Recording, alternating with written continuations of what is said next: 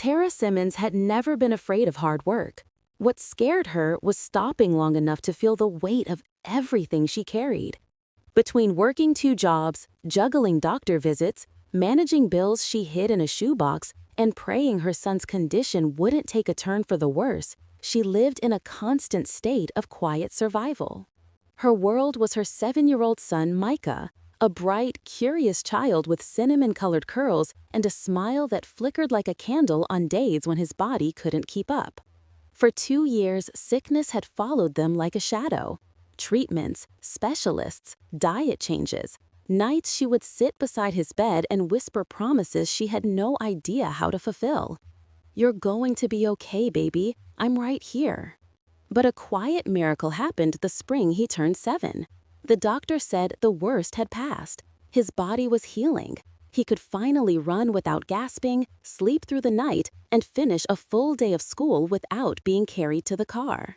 Tara cried the day they said recovered. She cried until her shirt was damp and her knees were weak. But healing didn't erase the exhaustion, or the debt, or the fear that life could still collapse under her feet. 2 weeks after that doctor visit, Tara stopped at a gas station after finishing an overnight shift. The sun hadn't risen, her eyes were sandy, and she needed caffeine strong enough to resurrect her. As she paid for a coffee and a pack of crackers, the cashier said, "Powerball's at 294 million tonight. Folks say it's a lucky week." Tara never played. She didn't believe in lucky weeks, only in hard work and hope stretched thin. But something nudged her. Maybe exhaustion, maybe God, maybe the universe giving her a small wink. She bought 1 ticket. Not because she expected anything, but because, for the first time in years, she felt allowed to want something for herself. She slid the ticket into her purse and didn't think about it again.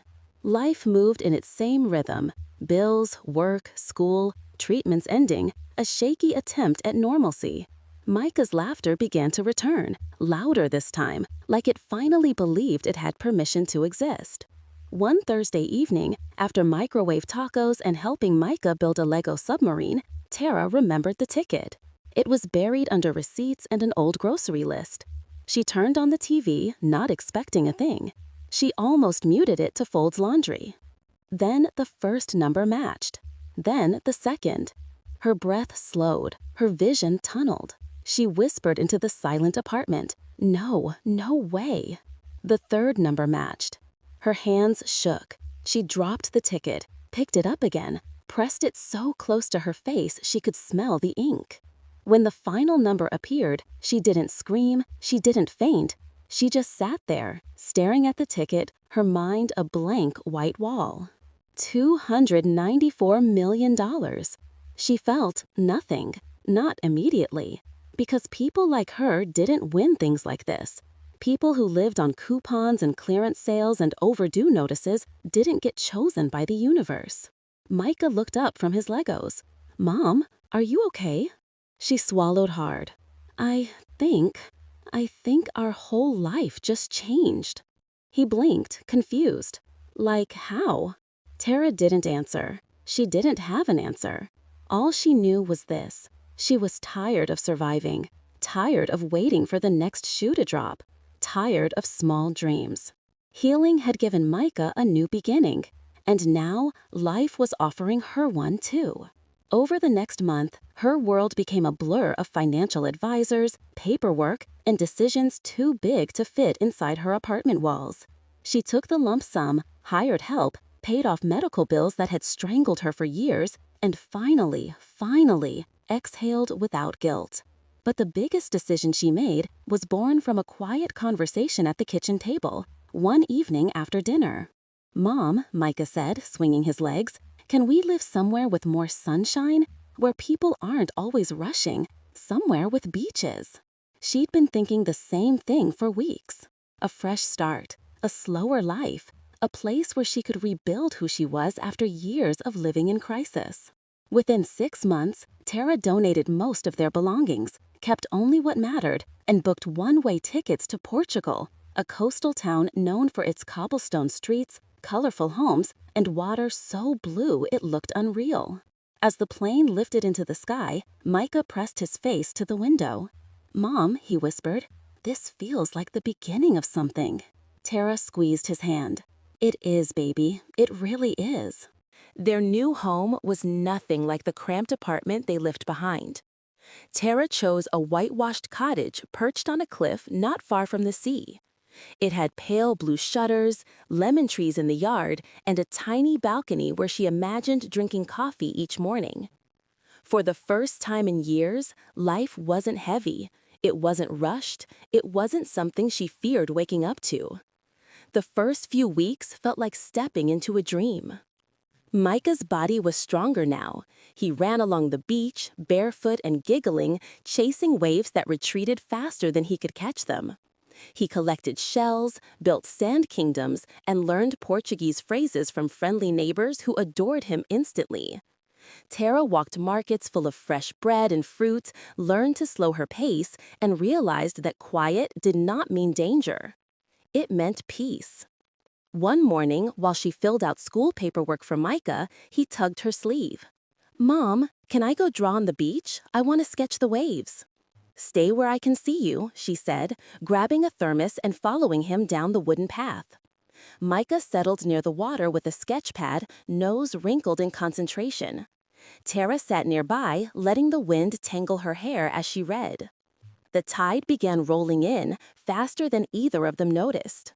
When a large wave crashed closer than expected, Micah scrambled backward, slipping on wet sand. Before Tara could react, someone sprinted toward him. A man. Tall, broad-shouldered, sun-brown skin, hair that curled at the ends like it had spent its whole life arguing with the ocean breeze. He reached Micah first, steadying him with gentle hands. "You're all right," he said softly, voice deep with warmth. Just the sea saying hello. Tara hurried over, heart pounding. "Thank you. Oh my God, thank you. I looked away for 1 second. I'm so sorry." The man smiled, shaking his head.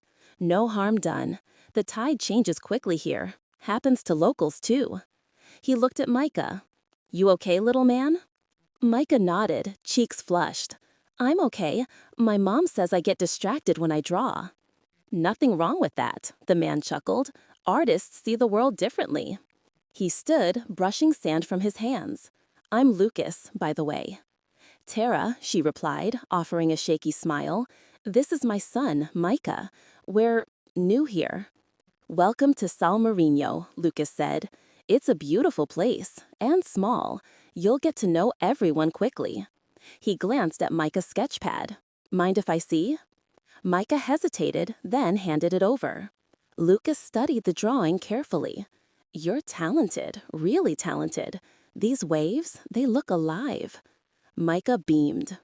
For the next 15 minutes, Lucas knelt beside him, showing him how to capture depth and motion using shading. Tara watched, touched by the patience radiating from the stranger. Something about him felt safe. Something about him felt like sunlight after too many storms.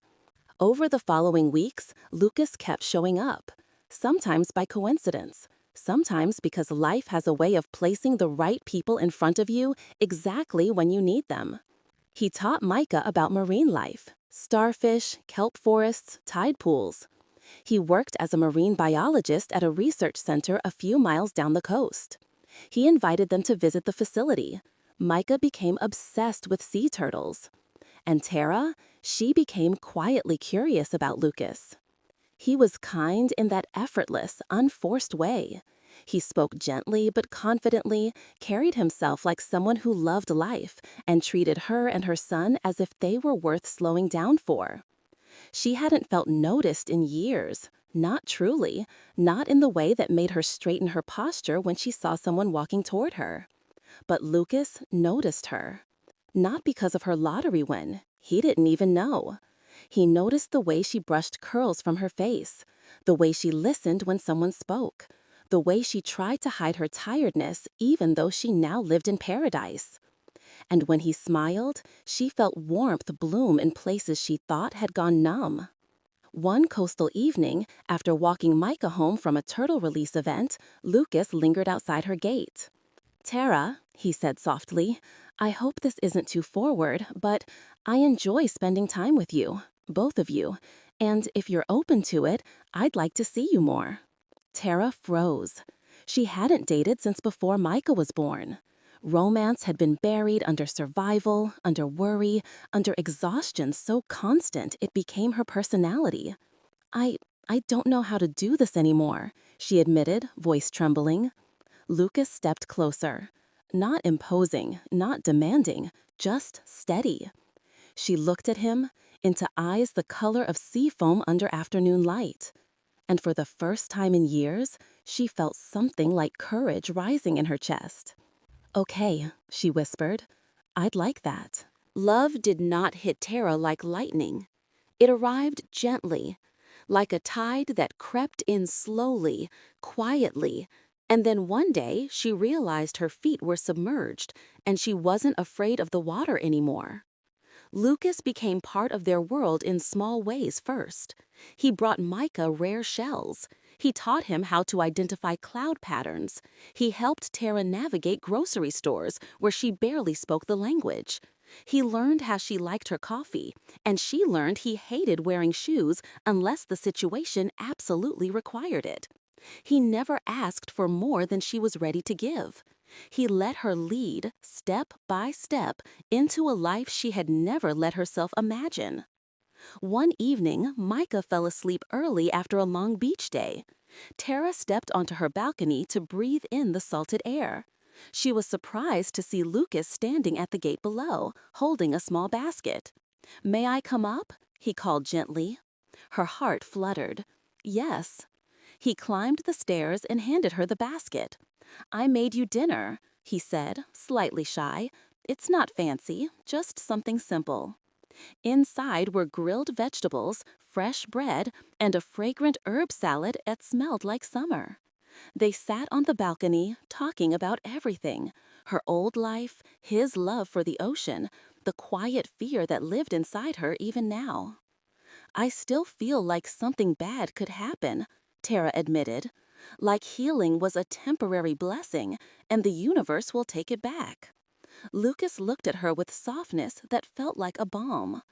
"You've earned peace, Tara. You don't have to apologize for wanting it." He paused. "And you're not alone anymore. Not here, not with me." The words curled into her heart, lighting spaces that had been dark for too long. Over the next months, their bond deepened into something real, not a whirlwind romance, but a steady, anchoring connection that made her feel grounded. He never treated her like a project to fix. He treated her like a partner, a woman worth choosing, a woman worth loving. Micah adored him. They built boats out of driftwood, explored tide pools, and created secret handshakes that Tara pretended not to understand. One crisp autumn morning, Lucas asked if they could meet him on the cliffs at sunset. He said he had something to show them. Tara suspected nothing. Micah suspected everything. They climbed the narrow path just as the sky began to drip pink and gold across the horizon.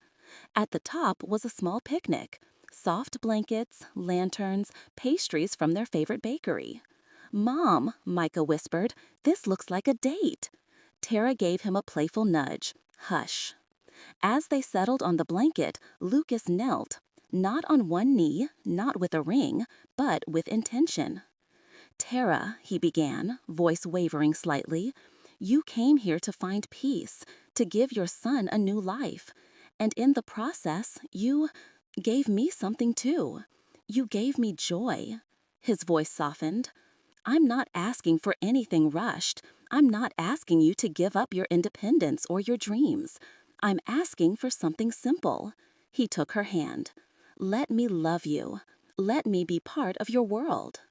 Tara felt tears prick her eyes, not from fear, but from an overwhelming sense of being chosen. Not because of money, not because of luck, but because she was finally living a story that wasn't defined by struggle. Micah leaned against her arm. "Mom, can he be part of our family?" She exhaled a trembling laugh. "Yes," she whispered. Yes, he can. The sun dipped behind the ocean, bathing them in amber light. Tara closed her eyes and felt something settle inside her, a truth she had long ignored. Her life didn't transform the day she won the lottery. It transformed the day she decided she deserved more than pain. Healing had opened the door. Courage walked her through it. Love met her on the other side. And for the first time in a long, long time, Tara didn't feel afraid of tomorrow. She felt ready for it.